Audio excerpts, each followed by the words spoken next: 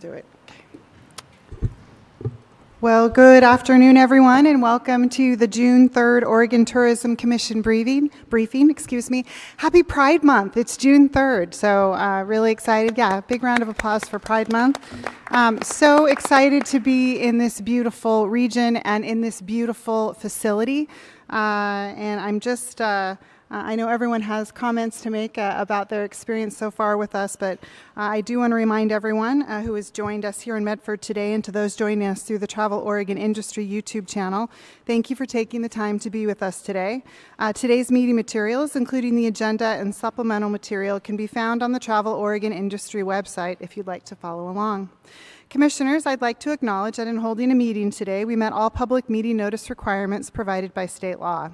This included the notice of an executive session, which was held earlier today. Per statute, ORS 192.6602D, the meeting was held for the purpose of reviewing and evaluating the employment-related performance of the Chief Executive Officer, specifically the CEO's goals for annual performance evaluation of any public body, a public officer, employee, or staff member who does not request an open hearing. As a reminder, no decisions were made. With that, I'm excited to welcome the newest member of the Oregon Tourism Commission, confirmed just last week, Jennifer Rowe. Before we ask the rest of the commission to formally introduce themselves, I would like to give Jennifer the opportunity to introduce herself to the commission and to the group. Sure, thank you. My name is Jennifer Rowe. I live in Klamath Falls, Oregon. I've been in the tourism industry for nearly 30 years, so I'm super excited to join the commission and lend a few things I've learned along the way to help the industry just move forward. Thanks so much for having me. So thank you. With that said, we will now introduce the rest of the commission. Travis, would you like to go next? Good afternoon. Speaker? No, there you go. Good afternoon. My name is Travis Hill. I'm the CEO of Umpqua Indian Development Corporation. Sorry, chair is backwards here. Like to welcome the commission or welcome the audience here to Southern Oregon. A native of Southern Oregon, and I'm been on the commission now for 9 months. 9 months. So, thank you and pleasure to be here. Hi, my name is David Pendleton, owner of America's Hub Tours and Oregon Tour Experts. And I'm excited to be here as well. And I want to also give a big welcome to our newest commissioner, Commissioner Rowe. Good afternoon. I'm Harish Patel. I own and operate facilities in Oregon, and I've been doing this for about 35 years. Thank you. Hi, my name is David Grummels, and welcome to my hometown. And it's just lovely to see the weather cooperating. Huge appreciation for Travel Oregon's Matthew and Sarah for their work scouting the location, and certainly Southern Oregon Travel, Bob and his team's help in organizing and helping us with our locations on this trip. And Chair DeNovo, I echo your greeting and happy Pride Month to all, and welcome Commissioner Rowe. Hello, my name is Erin Stevenson. I'm from McMinnville. I am a co-owner of the Atticus Hotel, 3rd Street Flats in Cypress, and just about to term out in my role as the chair of Visit McMinnville.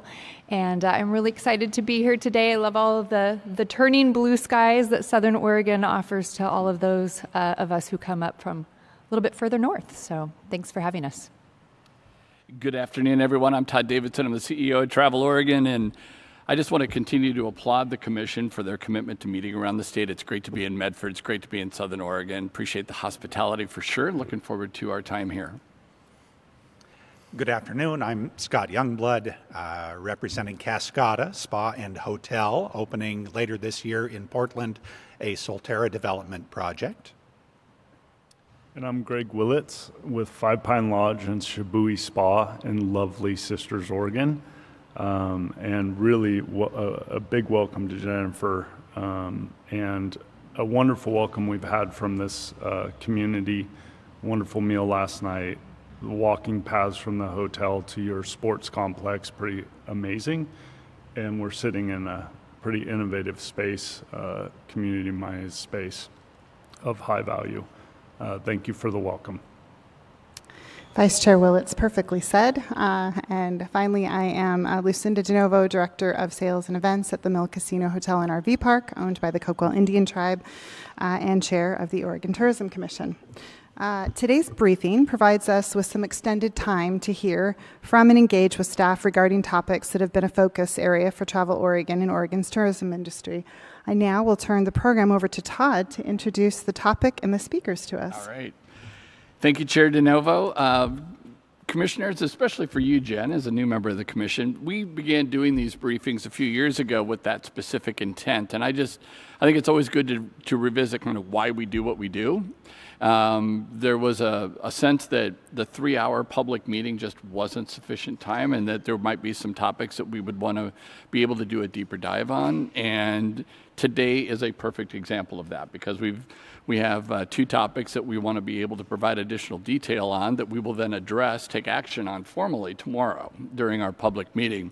But today we want to make sure that we accomplish a couple of things, and that is, number 1, provide you with a deep dive on the RFP process that we have gone through regarding the RDMOs for the RCTP program and the Oregon Wine Country License Plate Regional Tourism Program, and then also providing some additional detail into the budget modification that we are proposing. Again, both these items today is about information, questions, discussion. Tomorrow is when we'll formally take action. So with that, it is my pleasure to open it up for the first topic, and that will be regarding the RFP process that we've recently concluded. I'll ask Harry and Kate and Kevney, I believe all 3 of you are going to be presenting, to come on up and take your seats at the table. And as I do, I just want to acknowledge that there is a review committee that was formed to go through all the proposals that were received in response to this RFP. And I want to especially thank Chair DeNovo and Vice Chair Willits for their service on that review committee to date, and believe it's brought us to a point where we can bring some recommendations forward for the Commission's consideration. So I will turn it over to you. Yeah, awesome. Thank you, Commission, for having us today. I get the privilege of sort of teeing up this conversation. For those of you who I have not met yet, I'm Kevney Dugan. I'm the VP of Destination Stewardship at Travel Oregon. I joined the team about 5 months ago, so really right at the beginning of this process, and it's been a great honor to watch the work that Kate and Harry have put into making this process what it has become. So, as Todd alluded to, the Regional Cooperative Tourism Program, or RCTP, is what we will affectionately call it. And the Oregon Wine Country License Plate Tourism Program, which has a very long set of letters I'm not going to read off, is the other RFP that we ran at the same time. So what we're going to go through today is how that review process went, the communities that came forward, and the entities that came forward with proposals. So what I really want to start with, I feel like I sort of have the easy job here, but just a reminder of the process as it's played out. So back in December, there was a decision to open up this RFP process. One thing that I think you'll hear highlighted later is that this process and the conclusion of this process really doesn't kick off till July 1 of 2025. So while we're sitting here in June of 24, there's still a full year that we will go through with the current partners we're working with within these programs, and that the outcomes of this process will be to establish those partners a full year from now. That's been a point that's come up, and I just want to make sure we're on the same page. So as we got into December and March, that's when we really started to develop the RFP, think about what questions we wanted to be asking, what were we looking for out of these partners, and really developing that portion of the process. Getting into March, the RFP process opened, and we started to receive applications that time throughout the month of April. That closed at the month of April. So as we get into where we are now at this June commission meeting, what we really want to present to you is the results of those applications coming in, and then the review committee's responses and recommendations coming out of that process. So I really want to heap praise on the work that's been done by the Travel Oregon staff to date to get us to where we are today. There's a young woman, Amber Black, as well as April, who also put a ton of work into this process, with Kate and Harry really leading it. So again, I'm going to turn it over to Kate at this point to really start talking you through what we received in those applications, how the review committee felt about those applications, and what the ultimate recommendations were coming from those meetings. But I really want to put my sort of sincere confidence behind how this program has run and how it's operated, and the value behind those recommendations that you're going to hear later. All right. Hello, commissioners. My name is Kate Sapel, and I am the RCTP manager on this program. So I'm going to move through a bit of history on the program and how we got to be here today. Just wanted to reference that the Oregon Tourism Commission holds authority to designate RDMOs and regions for the Oregon Wine Country License Plate Tourism Promotion Program. It's a mouthful. And that we came together with our commissioners, Commissioner Willits and DeNovo, and comprised a review team for this RFP that you will hear about today. The previous designation process for the RDMOs occurred in 2019, so it's been about 6 years since we've been here. The commission chose to designate that 6-year period of time, and it was consisting of 3 biennium contracts with those selected RDMOs. That current designation term, as you heard from Kevney, ends in fiscal year 24-25. And so, this period of time is to redesignate those RDMOs. This will be the first RFP for the Oregon Wine Country License Plate Tourism Promotion Program, so we have yet to do that previously. This current RFP really asked applicants to develop a proposal and a proposed budget for the fiscal year 24-25 allocation, and really address the needs of Travel Oregon's 10-year vision in their proposal. So that's what the RFP review committee was evaluating those proposals on. This current RFP process can designate RDMOs and recipients for up to an 8-year designation term, which is really to mirror Travel Oregon's 10-year strategic process. And I will pass it to Harry. Awesome. Thanks, Kate, and good afternoon, commissioners. My name is Harry Dalgard. I am the Director of Regional Services and work very closely on the Regional Cooperative Tourism Program and Oregon Wine Country License Plate Tourism Promotion Program. So Kate had previously just mentioned the Commission has the power to designate for both RCTP and Oregon Wine Country License Plate. So I just wanted to refresh everyone just in terms of what the state statute reads in terms of your designation powers. So I won't read the full RCTP statute, but only the parts that really highlight the Commission's role in this process. So B, utilizing a regional allocation formula that distributes revenue to regions, the boundaries of which are established also by the Commission in proportion to the amount of transient lodging tax revenues collected in regions. So references your ability to designate regions, and this next one references the Commission's ability to select regional entities. So distributes revenue to recipients that are selected by the Commission as organizations able to conduct tourism-related marketing for each region. So it's really this process that we're currently engaged in. Next, just for posterity's sakes, this is the state statute that really highlights the Oregon Wine Country License Plate Tourism Promotion Program. And just for clarity, because there are 2 major programs contained in this legislation, the Oregon Wine Country License Plate Matching Grant Program, as well as the Oregon Wine Country License Plate Tourism Promotion Program. I'm just going to state the whole language here just so everyone's clear on how this program functions and works. So one half of the monies shall be distributed to tourism promotion agencies for the purposes of wine and culinary tourism promotion. The Commission shall distribute the monies in proportion to the amount of acreage in each region used for wine grape production. The Commission shall designate a tourism promotion agency for each region.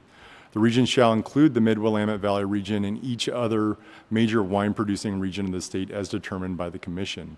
The Commission shall require, by rule, tourism promotion agencies to collaborate with the Oregon Wine Board and relevant regional wine industry associations designated by the Commission whenever the tourism promotion agencies develop expenditure plans for monies distributed by the Commission under this specific section. So that's just a primer on the two programs in terms of the statute that really kind of binds and guides us through this work. Next, I want to spend a little bit of time talking about the RFP review process. I know Kevin touched on it at a high level, but I wanted to go into depth a little bit more because it will help illustrate the RFP review committee's recommendations that will be forthcoming, starting with the Oregon Wine Country License Plate Tourism Promotion Program that Kate will present on. But the RFP review committee was an 11-person review committee, and it was comprised of all departments at Travel Oregon, in addition to Chair DeNovo and Chair Willits there, or Vice Chair Willits.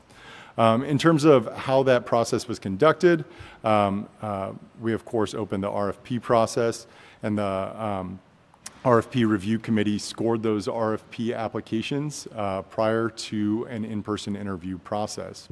The max possible score was 27, so a nice round, normal number for you to all accompany yourself with there. And we also conducted in-person interviews with all applicants on the week of May 20th. Applicants were asked to prepare a presentation that basically encapsulated their whole RFP approach, and then in a very standardized format, interview questions were consistent across all applications. So there wasn't really any sort of ad hoc questioning or deeper dives that we asked any of the applicants. So right now I'll hand it over to Kate to do a primer on the Oregon Wine Country License Plate Tourism Promotion Program. Thank you. So I will be walking us through the recommendations for the Wine Country License Plate Tourism Promotion Program. As Harry mentioned, this is separate from the Oregon Wine Country License Plate Grant Program, which is managed by Travel Oregon's investment team. This program is managed by the Destination Stewardship Department at Travel Oregon, which encompasses both the investments team and RCTP. So the investments team will really serve as that administrative arm for this program, and we really wanted to mirror the RCTP and Oregon Wine Country License Plate planning processes and facilitation of the program. So that's why we're in this RFP today. So two specific proposals that we received outside of RCTP were for Region 1, which encompasses Polk, Marion County, and Yamhill counties.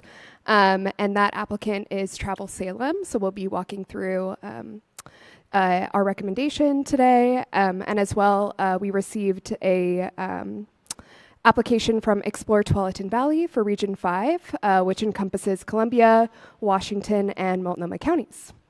So I will dive into those recommendations. So Region 1, as I mentioned, the applicant is Travel Salem. The review committee gave Travel Salem a score of 20 in their RFP application. The review committee recommendation is an 8-year designation comprised of 4 2-year contracts with a conditional midpoint review by the Oregon Tourism Commission.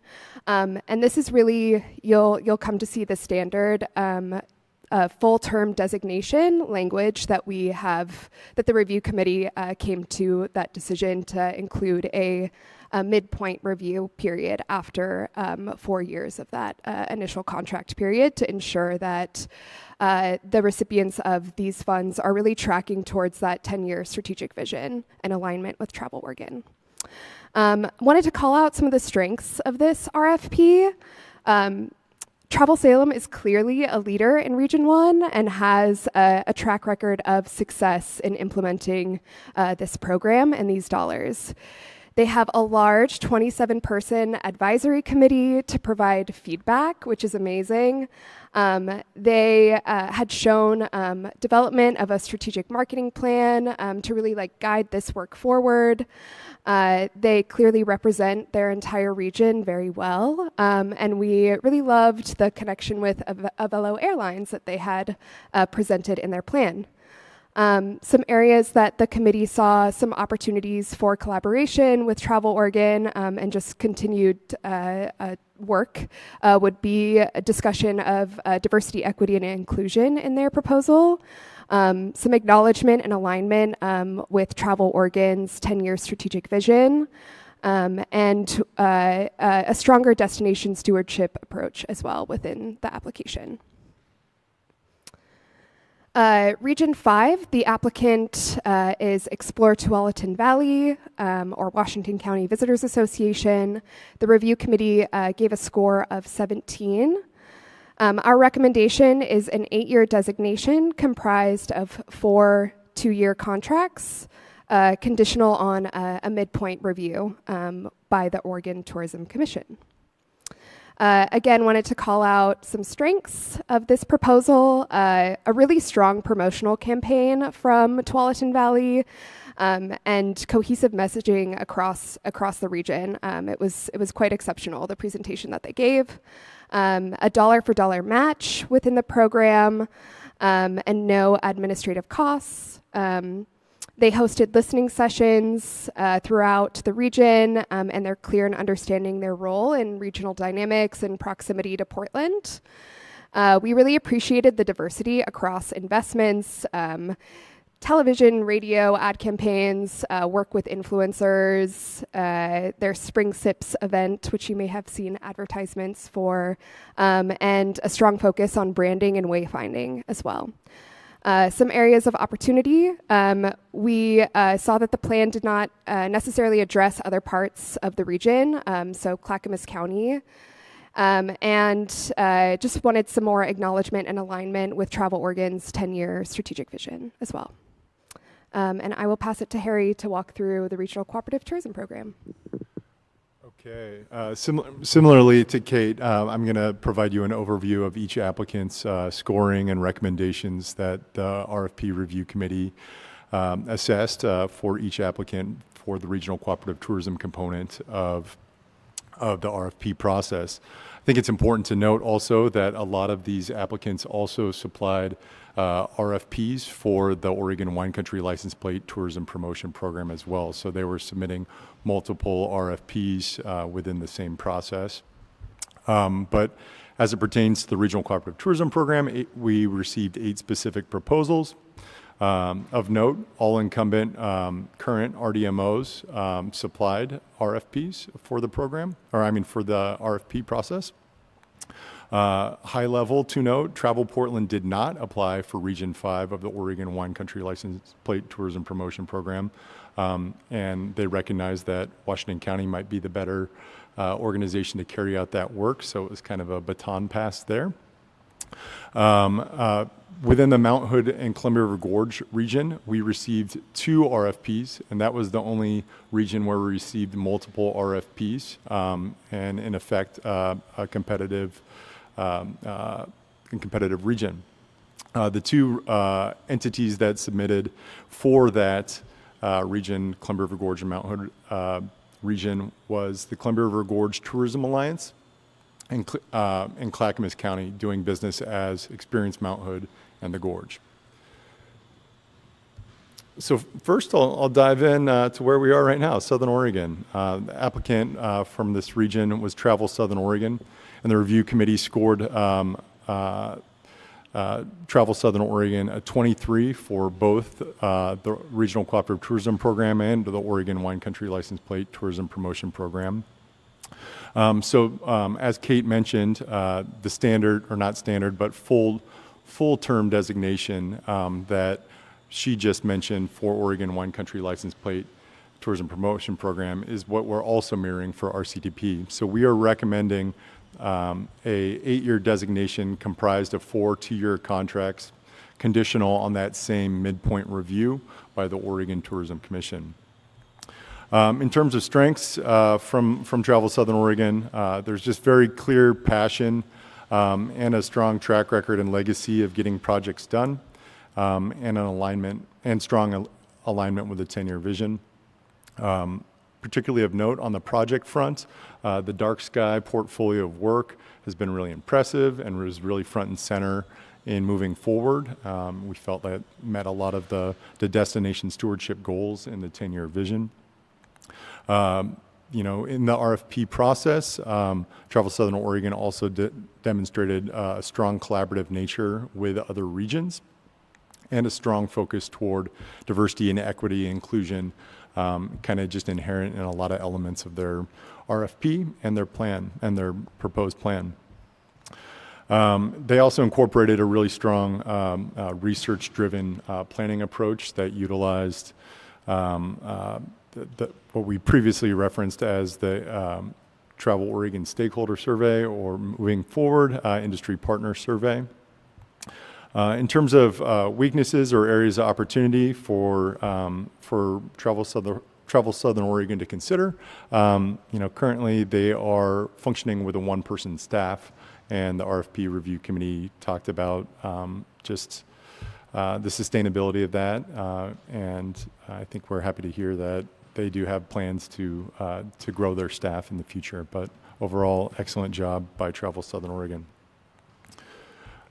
Moving on to the Oregon Coast region, the applicant from the Oregon Coast was the Oregon Coast Visitors Association. The review committee scored from an RCTP perspective 23, an Oregon Wine Country license plate perspective an 18. The review committee recommendation is an 8-year designation comprised of 4 2-year contracts, conditional on a midpoint review by the OTC. In terms of strengths that the review committee really were able to key in on with ACVA, included strong alignment with the 10-year tourism vision, creative thinking, and really strong alignment with the stakeholder survey planning approach, and also just strong stakeholder engagement. Through their RFP, it became clear through their body of work that they are both a leader within the state of Oregon and internationally in the destination stewardship realm.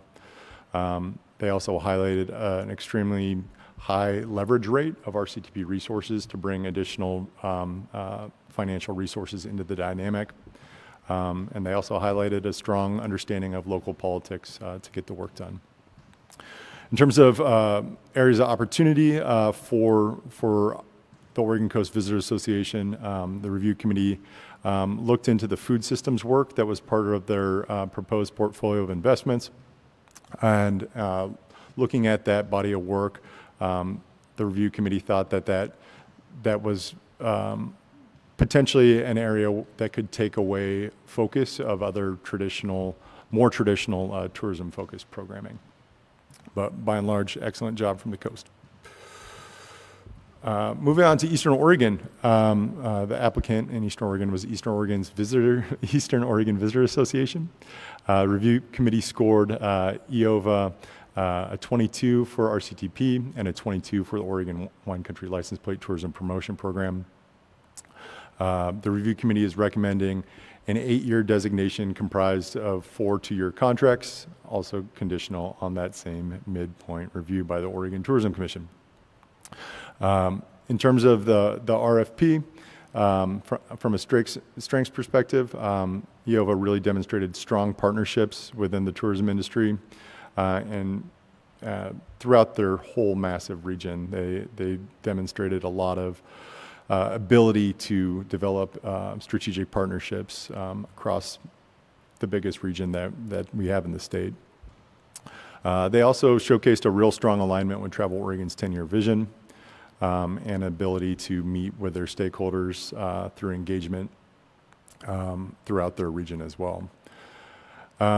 The organization also really got in from a topical perspective into a lot of niche areas like outdoor recreation, culinary and agriculture, and the review committee was also keen on the accessibility initiatives that EOVA was undergoing, or undertaking, I should say. In terms of weaknesses of the RFP approach, this was largely based on the budget, which is really set at the baseline. But in terms of the budget that is allocated to Eastern Oregon,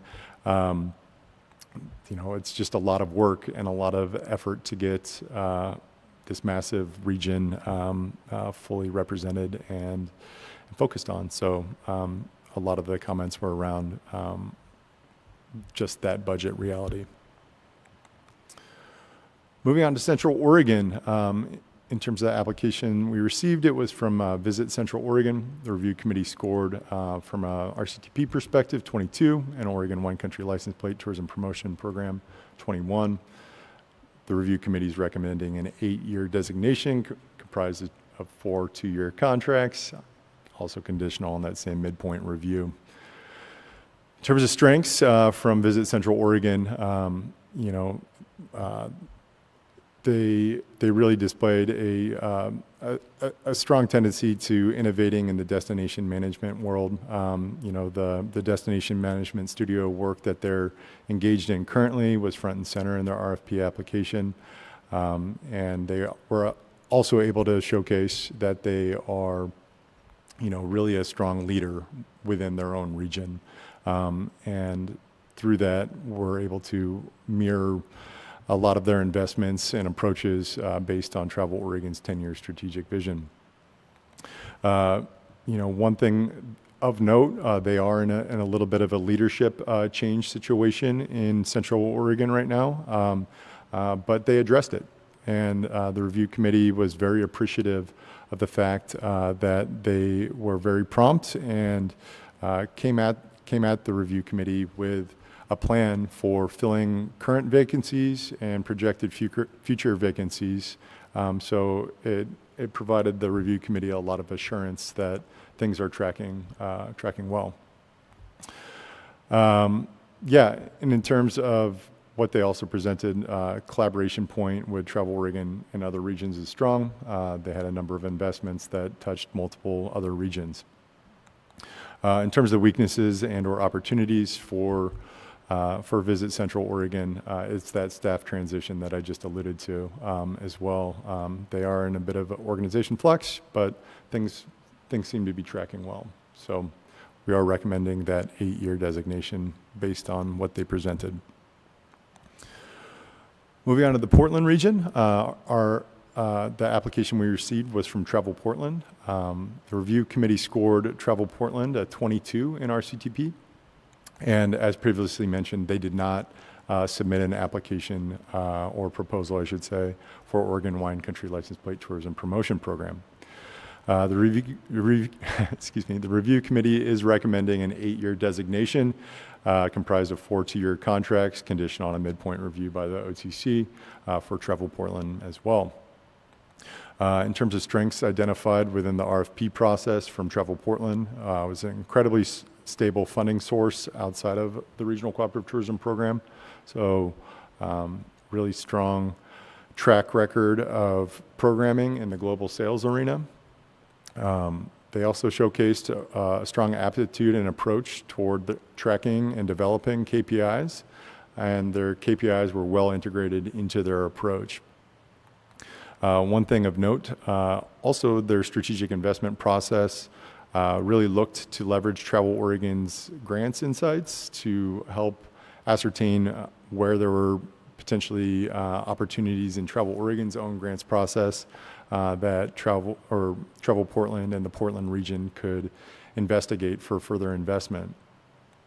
In terms of areas of opportunity for the Portland region and Travel Portland to explore, was the review committee felt like there wasn't full alignment with the 10-year strategic vision and or the governor's task force recommendations that you all heard about at the December Tourism Commission meeting.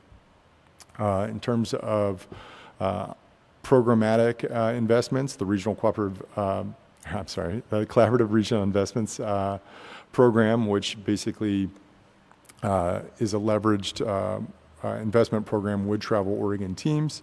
The review team felt like those programs and investments are vague at this current point, so they still need some time to develop. And in terms of how Travel Portland employs this model, they utilize a sub-regional allocation model where they function with DMOs within their region.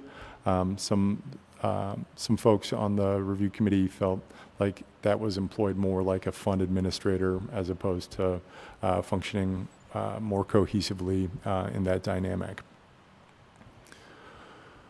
Moving on to the Willamette Valley. The application we received was from the Willamette Valley Visitors Association. The review committee scored Willamette Valley Visitors Association from an RCTP standpoint a 20, and from an Oregon Wine Country License Plate Tourism Promotion Program perspective, also a 20. And this language in terms of the review committee recommendation is actually different than what you've heard, so listen up. The review committee is recommending a 1-year conditional contract contingent upon representing plan and staff plan, and then up to a 7-year designation following OTC review, and that same midpoint review by the Oregon Tourism Commission. And the rationale for that I'll talk about. So the strengths of the RFP committee, strengths from the RFP was really a strong passion and leadership and equity-focused investments, DEI-related work, and accessibility was highlighted throughout their plan and proposal. They highlighted a lot of regenerative travel initiatives and a lot of focus on rural recreation development programs. In terms of areas of opportunity through the RFP process, the presentation and written RFP were difficult to follow and track. There is a current transition happening in the executive director role, and that generated cause for concern in the RFP review committee, as there was no formal discussion to the committee about any sort of plan for addressing leadership and or staff capacity and moving forward. And additionally, the Willamette Valley Visitors Association budget did not add up to the allocation provided in the RFP, and the budget didn't necessarily align, and the review committee felt like the budget didn't necessarily align with the stated priorities in their plan. So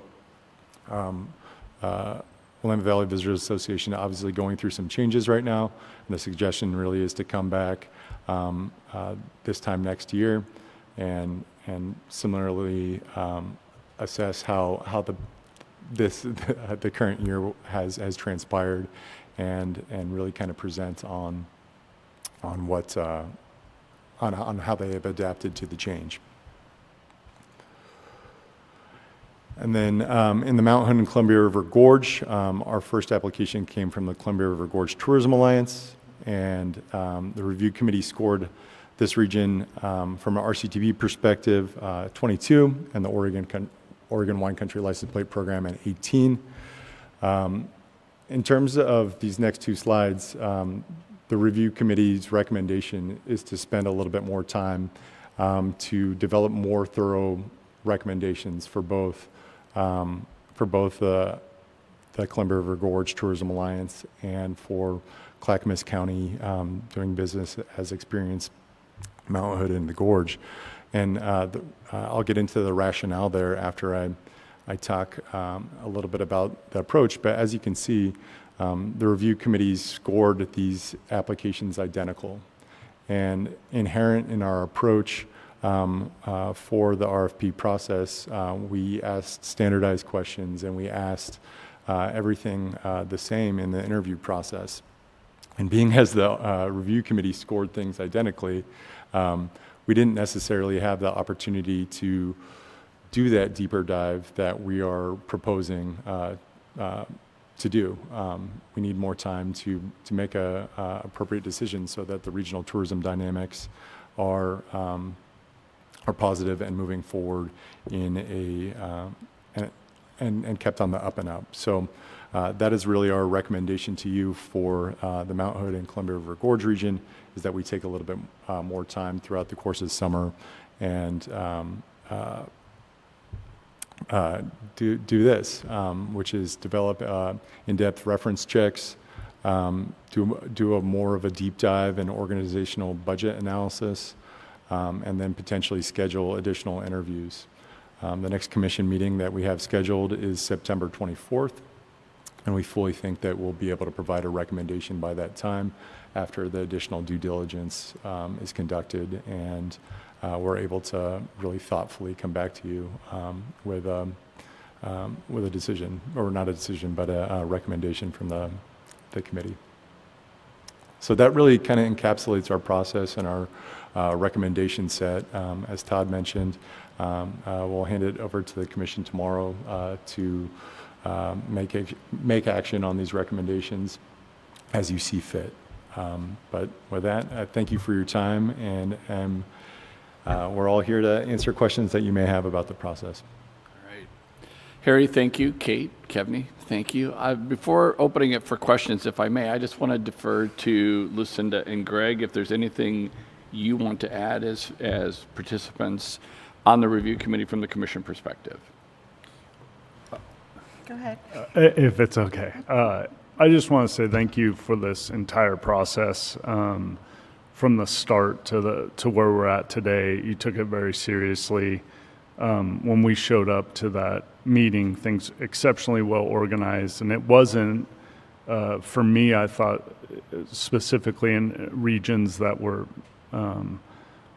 doing well, that this was just going to be a comment time, and you guys take it exceptionally seriously. You're making fine-tuning recommendations to them based on these proposals. The regions take it seriously, and that's important as well. And they're working hard to align with Travel Oregon and all that we're trying to accomplish in this great state. Thank you for all your work and organization getting to this point, and good luck getting to the next meeting with some solutions, decisions, recommendations. Thank you. I couldn't have said it better myself. Just the professionalism of the team, the work that you do every day in this space is really impressive. I was impressed by all that came forth to give us a presentation. And while I know for the regions that, or for the one region that we're not going to decide tomorrow as a commission, I'm sure that's difficult to hear, but I think they would respect that we want to do what is best for the region and best for both of the organizations. And so because we had questions that were standardized questions, all the same questions, we couldn't get into that deep dive that I think we wanted to. So I look forward to that process and getting more information so we can make the best decision for the region. And again, 11-person staff, Greg and I had dinner after the first day, and we were just so impressed with the questions, the engagement. People are tired, I'm sure, of me saying it, but I'm going to say it a lot. What an amazing team Travel Oregon has. So thank you for all of your work. Great. Thank you both. With that, I'll open it up for questions. David, I think I saw your hand popping up out of the corner of my eye. Was that right? Like all always. Right. you know, Harry, Kate, Kevin, all three of you, thanks. Great presentation, and I really appreciate the work that all of you done as well in, in working through this process. I want to start with two questions. Number one, I'm going to start with Travel Salem. On the DEI part, is there anything specific? I guess where I struggle a little is that when you initially get the applications, is there a process right there where you initially go back and ask a question or two, to ensure that you've gotten all the information? Because I struggle with Travel Salem, not when it comes to DEI. I think I was expected to see more. When you look at Southern Oregon, the work with what they've done in DEI, is excellent. It's a great job.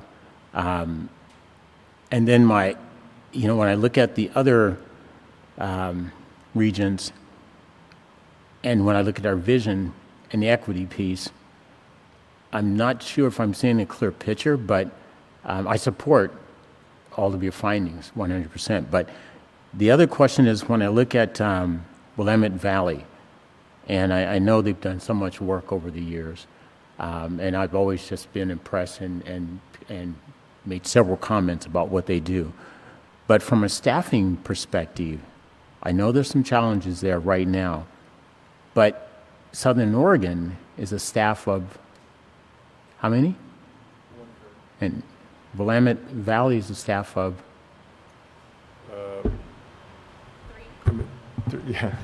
Three currently. It just surprised me to see, I guess not to see Willamette Valley,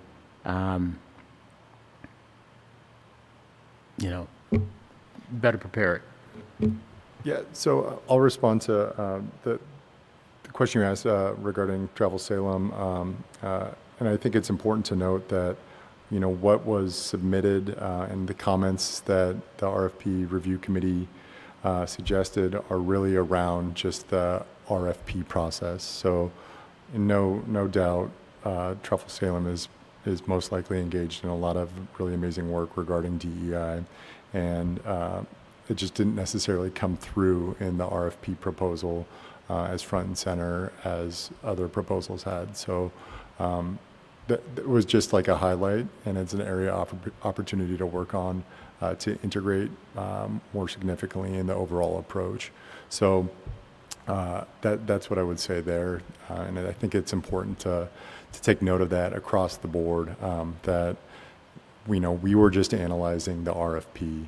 We weren't analyzing the broader organizations a lot of the time from what they're doing in other bodies of work, irrespective of the RFP. And then in regards to the Willamette Valley consideration, I think the major cause for concern in terms of their staff departure has to do with that being their executive director and the main point of contact really via our CTP and the Oregon Wine Country License Plate Program. So, whereas you mentioned Travel Southern Oregon, albeit they have one staff person, but that one staff person is consistent and common. So when we don't hear about a staffing plan or a staffing solution for moving forward, it's cause for concern because it just wasn't presented to us from the Willamette Valley Visitors Association and or their board at the RFP through the RFP process. So there's no formalized approach that we've received. Last question. I was surprised too with Travel Portland. One of their strengths is their DEI work that they've done over the years, and I didn't hear you comment. I didn't see anything there. So, well, yeah, is exactly what I had previously mentioned in regards to Travel Salem. We were analyzing what really came through via the RFP and not speaking to the broader organization's work. Characteristically. In their shared plan, Travel Portland really focuses in on a lot of global sales initiatives, and that is like a major focus historically of their work in that area.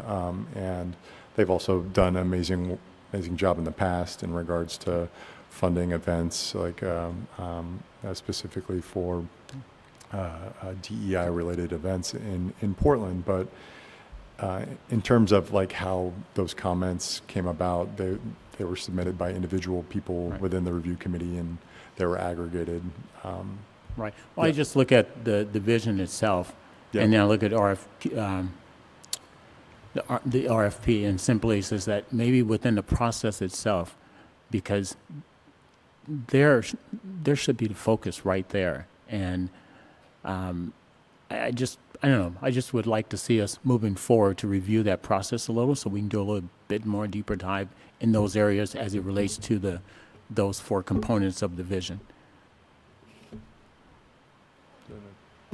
David, and I'm sure you probably already know this, it was called out that how does the plan, right, the RFP align with the strategic vision? And so I think you were clear that that's what we were expecting, and in some proposals we saw that, and in others we didn't. And so again, we know, to use Travel Portland as the example, they're doing excellent work in that space. It was just something that they did not focus on in that RFP. All right, okay. Could you tell us a little bit more about your scoring process? You mentioned scores on every one of them. Yeah, so absolutely.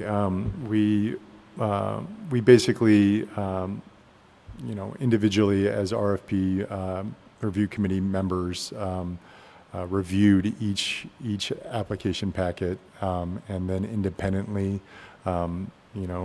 based on a rubric of 27 points, submitted scoring to our procurement team. Our procurement team then aggregated scores and then made an average score associated with that process. So that was all independently scored beforehand. So there wasn't a chance to really have conversation amongst the review committee to sway individual scores, and that's really how the application and proposal packet was scored. So individual scores comprised by aggregate and then an average. Thank you. Yep. David. Again, I really appreciate your work, Harry, Kate, and Carrie, and those who participated on the review committee, and Chair DeNovo and Co-Chair Willits. Thank you for your work. I really appreciate the outline, and I was so busy taking notes, and the highlights, I echo David's comments about DEI. I'd like to see more of our regions highlight DEI initiatives moving forward in the future, and really appreciate Southern Oregon and the Willamette Valley highlighting that in their proposal. And certainly, I think looking at the work that was done, again, I'm a new commissioner, so there's a lot of work done in the strategic plan, and I really appreciate that work. And it was Oregon Coast, Central Oregon, and Southern Oregon that really highlighted that in their RFP, and we're missing that on a few of the regions. And so I guess my question is, I think from what I understand is Portland's strong DEI initiatives, but it wasn't a part of this RFP. However, I think it's important to highlight the opportunity we have as Travel Oregon and the Commission, and certainly of service to those who were on the review committee, if there is an ongoing assessment of the progress and an ability to add a focus in alignment with the strategic plan, the 10-year plan, and a focus on DEI moving forward. Please. So the question was the ability to develop KPIs and/or metrics around investments in the DEI space, or and alignment tracking progress with the 10-year Travel Oregon strategic plan as we move forward in funding. Yeah, absolutely. I won't speak for my colleague Brian Mullaney, who I don't think is here, but I do believe that Brian and the Insights Impact team is working out corresponding KPIs associated with all of the stated priorities in our strategic plan and all the priorities in our 10-year tourism vision. So I think we can anticipate that from a Travel Oregon perspective, and then work with our regions to also integrate those KPIs and their approaches associated with their independent investments out of the RCTP program and Oregon Wine Country License Plate program. So once those are established, we're hoping to develop those points of alignment, not just in the DEI space, but across the greater system of investment, across our 10-year vision, across the whole portfolio of investment. Great. Well, I appreciate, again, everyone's work and every application and the work being done throughout the regions in Oregon. Thank you. I'm sorry. Hi, Erin. We're sitting too close, Todd. I echo the gratitude from the rest of the commission about all the work that went in from Chair DeNovo and Vice Chair Willits and the Travel Oregon team. Thank you. I know it is a huge lift to go through a process like this, and I appreciate the care with which you went through the process. I have one question of clarification, just so I understand. A strong Willamette Valley is very important to the entire state. And from a process standpoint, if we're being asked to approve a contingent one-year plan with a 7-year extension, will the Willamette Valley region be resubmitting next April for presentation to the commission at the June commission meeting, and then at the June commission meeting next year, we would be approving the remaining 7 years, assuming that application, that RFP at that time, has the information that we're looking for and meets all of our requirements. Yeah, Commissioner Stevenson, I think you're spot on, and that actually mirrors a process that the commission employed last time. There was a designation process in Eastern Oregon, so the Eastern Oregon Visitor Association also was in the midst of executive director change, and that's what was proposed at that time. So exactly how you illustrated, presenting basically on a year of work, and then a perspective approach for the remainder of that biennium and vision toward the future as well. So. Most definitely, Willamette Valley Visitor Association will most likely be staffed up by that time and able to answer those questions, no problem. Thank you. Yep. Rather than hand this note back to our newest commission member, she is asking for the one-year award. Is there a plan for opening the application up again for other competitors? And what happens to length of term if they award this RFP contract a year later? So the recommendation is a designation for the full term, like conditional upon that first year, basically. So it is a designation that would be comprised of the full term, and the RFP process would be this current one that we're in. So it would not be open for competition after a year. That is not the focus of that one-year conditional contract and following process. Yeah. I think sorry, I always have something to say, right? I think it's important to note that we have every expectation that when WAVA comes back a year from now, there will be that full designation. We, as a committee, and I think we as a commission, need to be really mindful of how those dollars are spent. And so we were concerned with the departure of the executive director, who's done excellent work. The team has done excellent work with the departure of that executive director and the departure and perhaps a new plan, right, with the new executive director. What would that potentially look like? We thought we were only doing what was best, right, for the region itself. And so these are hard decisions. We struggled as a committee with these decisions, but we felt like it was the best for the region.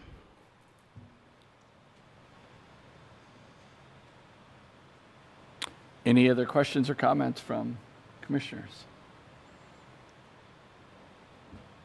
All right, so as Harry mentioned, and maybe you should give the recap, but tomorrow, the action before the commission is we will be approving 5 regions for 8 years in 2-year increments, and a mid-cycle review at 4 years. One region for conditional 1 year with the 7-year extension. And then the 7th region, there's some additional due diligence that's going to be done, and that recommendation will be brought back at our September meeting. So that's what will be before you tomorrow as a commission. So how'd I do, Harry? Nailed it. No. Love it. Kevney, Kate, Harry, thank you. Thank you for your work on this, and thank you for your presentation today. Appreciate it. Thank you. Thank you all. All right.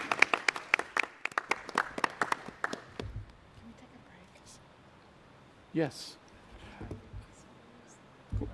Commissioners, we're running a little bit ahead, so why don't we take a 5-minute break real quick if you want to grab a glass of water or anything like that, and we will reconvene here in 5-7 minutes or so. Okay? Thanks. Yes.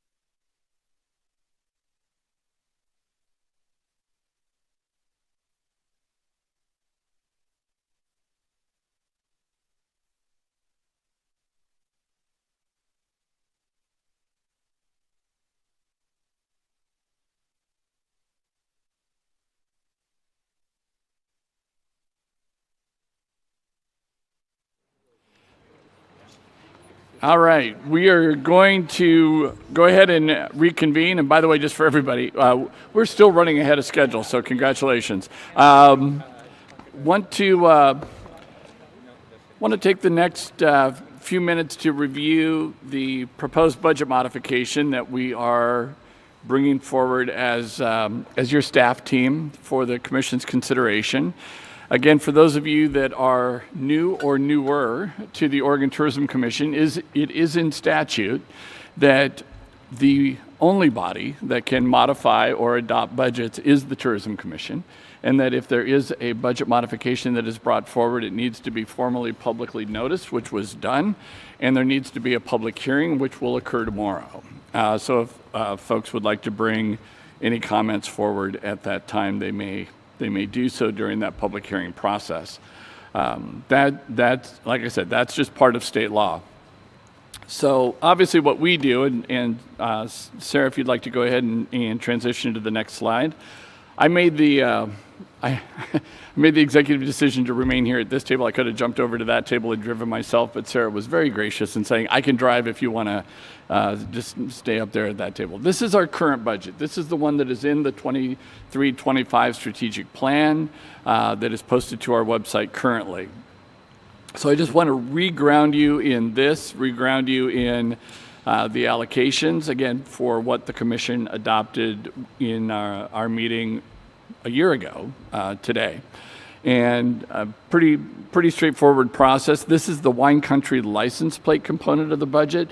The reason I'm showing this now is that the legislative fiscal, there's no change, by the way, proposed to this budget.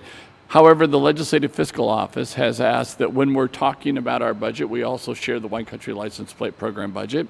So this is done out of deference to the request from the Legislative Fiscal Office. So we're anticipating $820,000 in transfers from the Oregon Department of Transportation, of which, as you heard earlier, those dollars are split 50-50 between a matching grant program and the tourism promotion program, that which has that really long acronym. So the total is anticipated for this biennium is $820,000. Next slide, please, Sarah.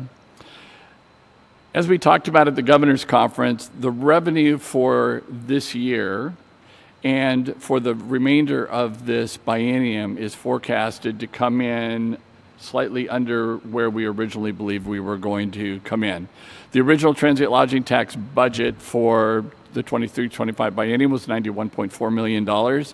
We are proposing a revision to that down 7.5%. which would put us at roughly $84.5 million. One of the things I will share with you related to this is obviously we are tracking transient lodging tax deposits every month. We began this current fiscal year down about 7% over last year.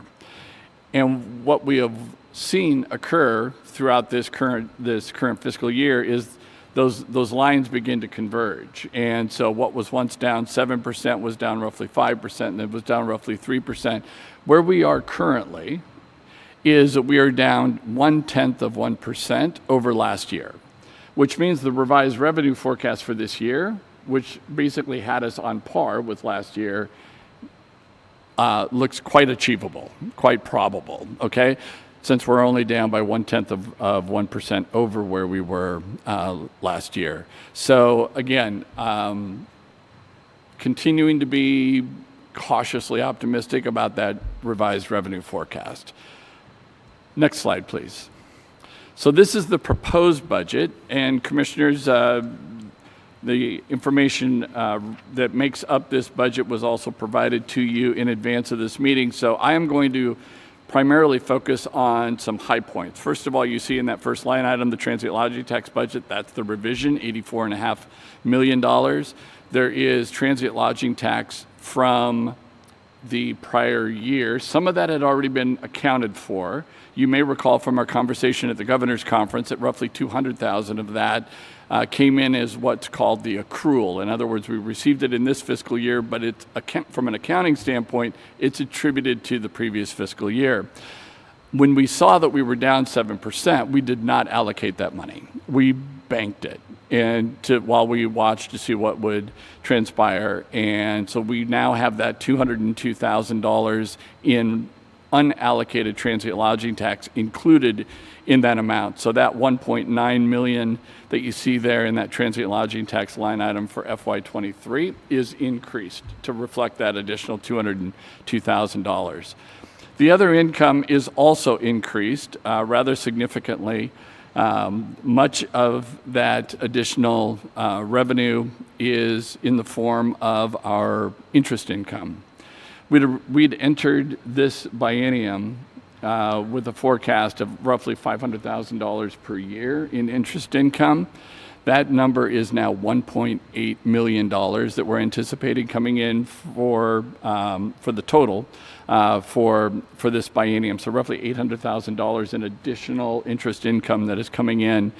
And I said it in my email to the commissioners, but I want to say it here again publicly, that we owe a tremendous debt of gratitude to our Director of Finance and Accounting, Kathleen Stewart, because Kathleen has worked tenaciously with our financial institution to ensure that our accounts are in interest-bearing accounts, that is permissible given our status as a public agency, and then how those funds are being administered in order to, I guess I will just say, capture the appropriate level of interest income. And like I said, it's resulted in $1.8 million in additional income to the Commission over this biennium, roughly $1 million this year, $800,000 forecasted for next year.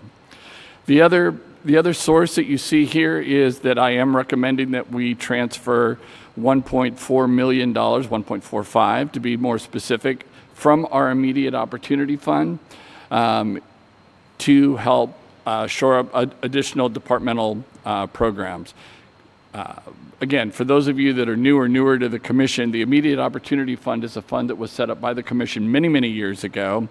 And it's a discretionary account for your CEO to be able to make appropriations out of and then reports back to the Commission how those funds are being used. There's roughly $1.9 million in that fund right now, $1.95 million in that fund right now.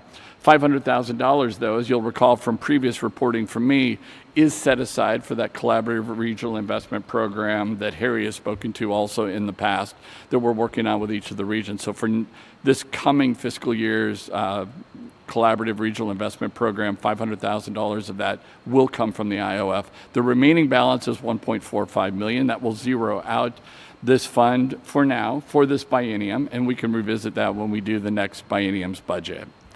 So when I look at adjustments to the departmental budgets, I just want to give you some additional detail here. In the brand stewardship budget, while the allocations remain and appear to be nearly identical, and they are, there are some adjustments that are made here. For example, the brand stewardship budget is reduced by, there's roughly $500,000 in some action team work that has been postponed. There's roughly $300,000 in payroll and about $189,000 in unencumbered expenditures from the brand stewardship budget overall. So the total there's about $983,000 in the reduction. Again, much of this is in the form of paused programs and paused recruitments, okay? It's reflected, obviously, as a decrease in the budget, but as I want to assure you, as I have the executive team and the staff at Travel Oregon, that as revenue recovers, these are the first places we're going to be going back to restore those positions that have been paused and to restore these program dollars. That $189,000 in brand stewardship that I mentioned is actually an unencumbered expenditure. It could be from cost savings. It could be from timing issues when we're related to actually implementing programs. So there's no definitive program pauses that are occurring there, but rather the opportunity to just leverage some unencumbered budget from the brand stewardship overall budget.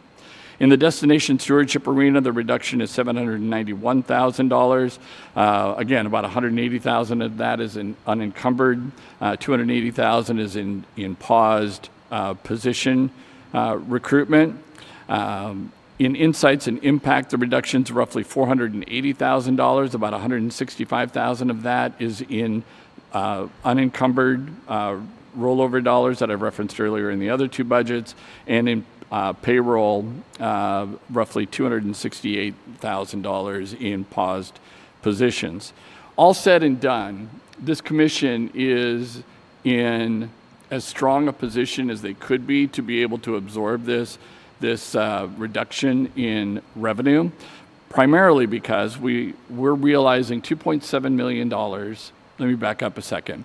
There's about a $6.8 million delta between what we thought we were going to receive in terms of transient lodging tax and what we're now proposing with the revised forecast. 2.7 million of that is in offsets. So we're able to address 2.7 million of that 6.8 million in offsets. In other words, we have three elements of our budget that are formulaic. The RCTP, which is 20%, the competitive grant program, which is 10%, and our reserve fund, which is 5%.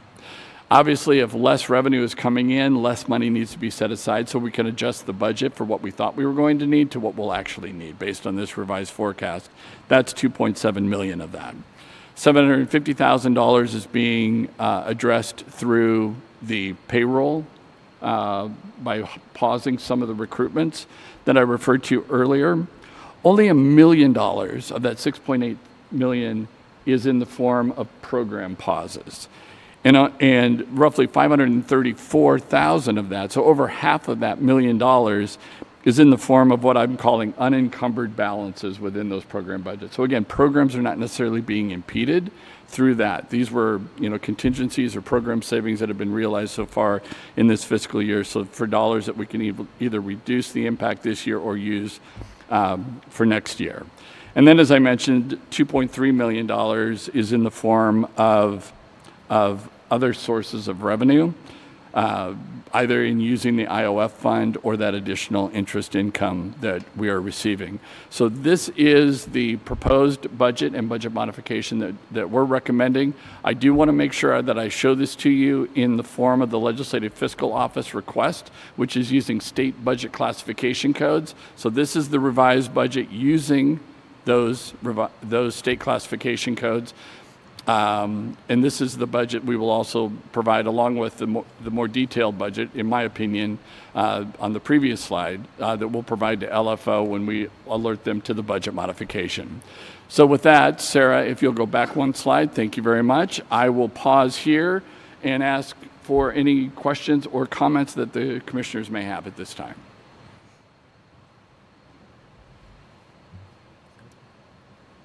Todd, I would just thank you for the thoughtful and surgical nature of this. There are some pretty broad brushstrokes that you could have taken in order to do this, but the fact that this is done as incrementally as it is and with really thoughtful distribution to the burden that it applies across different departments, I couldn't be more pleased with the way that this is reflected. So just a note of thanks.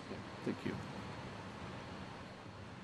Todd, I want to thank you for your work and your team's work on this budget and for walking us through it today. And, I hear a bit about your special discretionary areas as CEO, and I just wonder if there's an opportunity for us to carve out some funds that could further support research and analysis of diversity, equity, and inclusion for Travel Oregon and its regions, and so that we can better understand DEI in the travel organizations associated with Travel Oregon and within Travel Oregon, and further support of creating access and for those underserved communities and experiences as listed in our strategic plan, and furthering our commitment to environmental equity and regenerative tourism. David, I appreciate the question. I will tell you that the especially around experiences for underserved, underrepresented communities,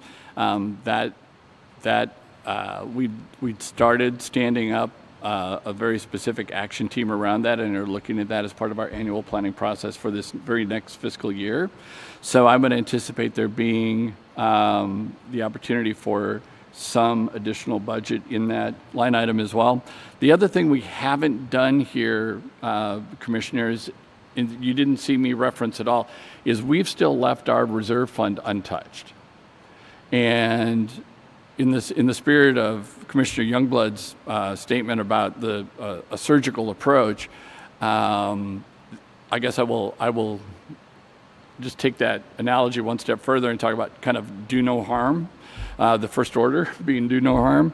The reason we're not proposing, not recommending that we dip into the reserve fund yet is that this revised revenue forecast is built on an increase in revenue next year. So we are looking at, we are anticipating continued recovery in the travel and tourism industry. This year we're hitting at budget, but we are forecasting that there would be an increase in revenue next year. And if for any reason we come in light on that increase, it may be that we need to come back to look at the reserve fund at that time. So there's roughly $2.3 million in our reserve fund, which is 5% of our overall TLT operating budget.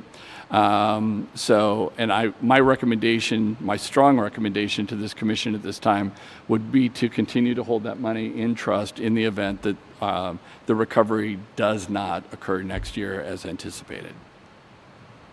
Thank you. Thank you for that explanation, and certainly the conservative approach to this budget in light of the industry and looking forward. Mm-hmm. Thanks, David. Yeah, overall, a great job. I think we all, as far as the reserves are concerned, we're very pleased with, how we're positioned right now. And taking a conservative approach is so critical at this time still.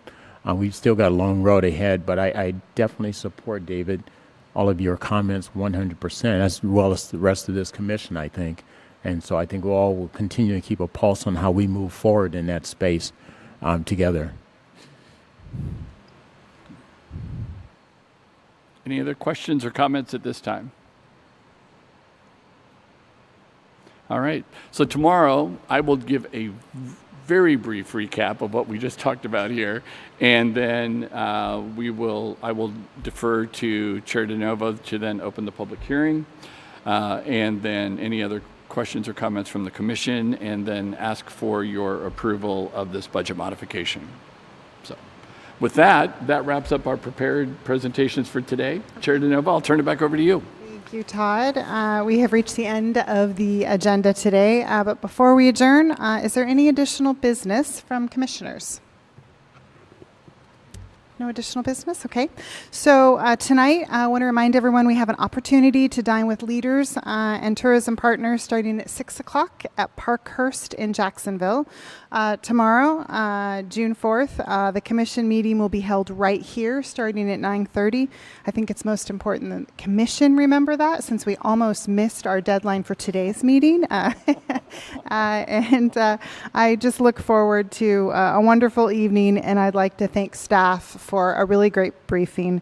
And with that, we are adjourned. Thanks.